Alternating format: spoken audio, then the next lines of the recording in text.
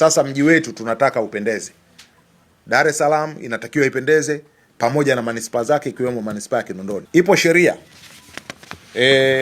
iliyopitishwa mwaka 1968 inayowataka wenye nyumba wahakikishe wanakarabati nyumba zao na kuzipaka rangi.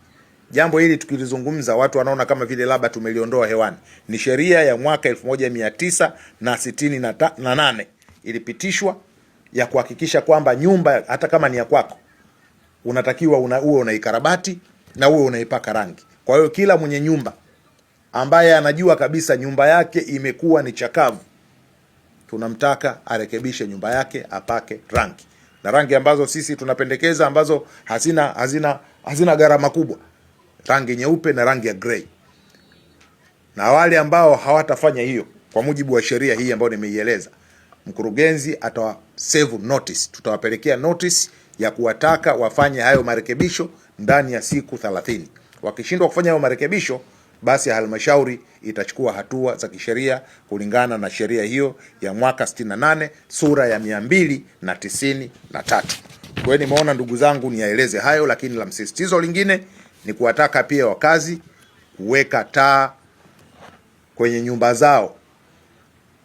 Kuweka taa hiyo nayo yupo kwenye sheria, kwamba huwezi kuwa unajenga nyumba alafu usiku unazima taa zote. Kwa hiyo tunawataka pia wananchi na tunawashauri na tunaomba serikali za mitaa waende wakalisimamia hili. Kila nyumba walau iwe na balbu moja iweze kuwaka pale usiku.